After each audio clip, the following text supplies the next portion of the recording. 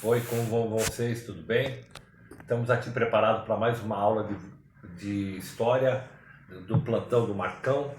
E agora vamos falar do segundo reinado. É nossa quinta aula. Na última aula nós falamos sobre o primeiro reinado, que acabou com a abdicação do trono do Brasil de Dom Pedro I em prol de Dom Pedro II. Começa o segundo reinado com um golpe, chamado golpe da maioridade. O que era esse golpe da maioridade? Dom Pedro II tinha 14 anos. Tecnicamente falando, Dom Pedro não tinha condições de assumir o trono. Então o que acontece? Dom Pedro I vai embora para Portugal, assume a coroa de Portugal, e aí quem assume no lugar dele é Dom Pedro II. Só que ele tinha 14 anos, ele não podia assumir. O que vai acontecer? O Partido Liberal, que era a elite agrária, mais a população, mais o Senado, desculpe, se unem para que Dom Pedro I seja assinada uma lei chamada Golpe da Maioridade e que ele possa assumir o trono. Ele assume o trono com 14 anos de idade. Só que como ele não tem mobilidade política, vai haver um período chamado período regencial, que pode ser a regência trina e a regência una, que são o quê? São 3 interventores, quando for a regência trina, ou um interventor, regência una, que vão assumir ao lado de Dom Pedro para auxiliá-lo no comando do país. Vamos falar um pouquinho da política e da economia. Dom Pedro II se une à elite agrária. Lembra que eu falei para vocês nas aulas anteriores? O que era a elite agrária? Era a aristocracia. Nesse período já está nascendo o café, né? Lembra que nós, desde a colonização, passamos por várias fases, né?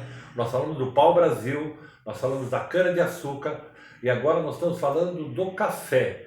A emergência do produto de exportação, que é bem aceito no mercado europeu, é o café.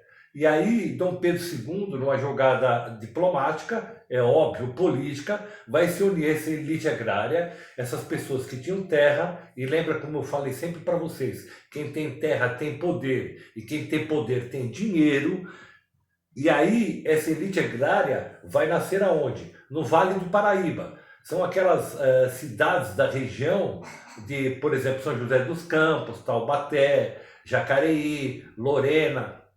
Então, a emergência do café vai nascer nesse lugar, mais aqui na capital de São Paulo e a região fluminense do Rio de Janeiro. Essa região vai ser rica em café, esse café vai ser próspero, vai ser um produto bem aceito na Europa, e aí vai nascer uma elite, um grupo de fazendeiros ricos, abastados, que vai chamar a elite do Sudeste. Vamos falar um pouquinho da transição da mão de obra escrava para a mão de obra de imigrantes. Por pressão, vocês lembram, por pressão da Inglaterra, os negros, por pressão da Inglaterra, o Brasil se vê numa sinuca e é obrigado a terminar com a escravidão no Brasil. E aí, sem essa mão de obra, mais aquelas leis abolicionistas que nós falamos, a lei sexagenário, a lei áurea, né? A lei do ventre livre, Brasil dá liberdade para os negros, mas e a mão de obra? Como é que fica? Quem é que vai ocupar o lugar dos negros nessa execução de semear, de plantar e de colher?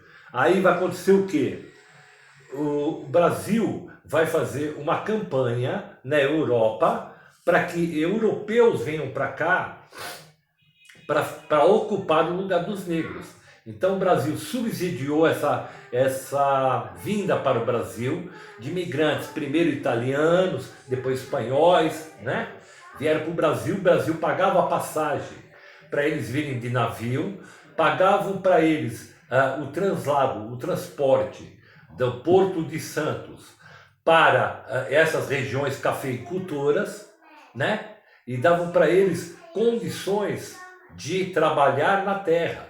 em regime de quê? De parceria. Eles semeavam, plantavam, colhiam, entravam com a mão de obra em prol disso. Uma parte da colheita ia para o dono da fazenda e uma parte ficava com os imigrantes.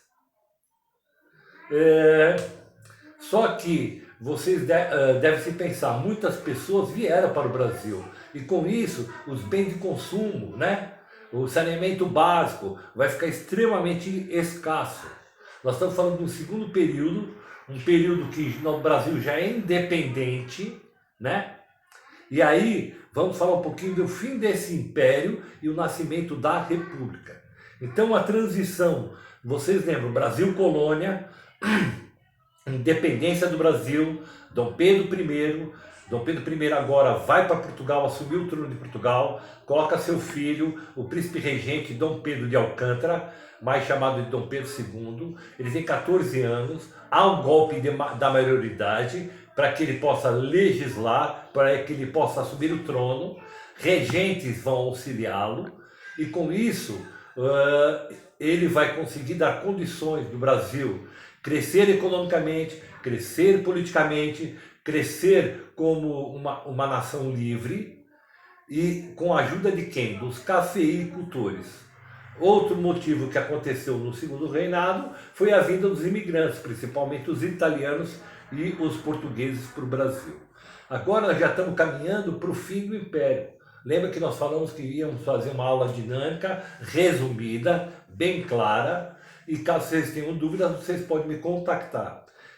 Fim do Império e início da República. Os cafeicultores que tinham muito dinheiro vão começar a investir nas manufaturas. E com isso vai nascer as indústrias.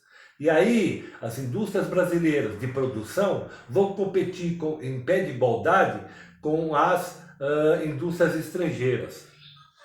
Com isso vai fazer com que o Império caia, Dom Pedro II caia no discreto, aí essa elite agrária vai se unir aos militares, porque os militares também é o período do segundo reinado, é o período que houve a Guerra do Paraguai, onde a Argentina, Uruguai e Brasil, Argentina e Uruguai vão se unir na Tríplice Aliança e vão combater o Paraguai por causa de territórios. Aí o Brasil é vencedor, o exército vem para o Brasil nos braços do povo, e aí os militares vão querer também mais o quê? Mais direito político, mais direito de interferir na política, e com isso esses militares vão se juntar à elite agrária, mais um descrédito que Dom Pedro estava acontecendo, e aí isso se vê ameaçado. Os cafeicultores pensam o seguinte: olha, se os militares se unem, vão contra Dom Pedro, existe a classe portuguesa que vai falar, olha, pode haver de novo uma recolonização, o Brasil voltar a ser colônia, então ia ser um retrocesso. E aí a igreja, né? Lembra que eu falei para vocês que Dom Pedro II, como Dom Pedro I, era maçom. A igreja vai se unir a essa elite agrária, mais os militares. E aí, através de Deodoro da Fonseca, vai haver um golpe político. Dom Pedro II vai voltar para Portugal, vai ser destituído do poder. E aí o primeiro presidente da República que o Brasil teve foi um militar, que foi Deodoro da Fonseca. Na próxima aula, a gente retoma o conteúdo desta aula e vamos caminhar em frente e vamos falar do primeiro período da República. Então nós já passamos por Brasil colônia, passamos por Brasil império e agora nós vamos falar na próxima aula do nascimento da República Democrática do Brasil, mais chamada de República Federativa do Brasil. Um abraço em todos e fique com Deus.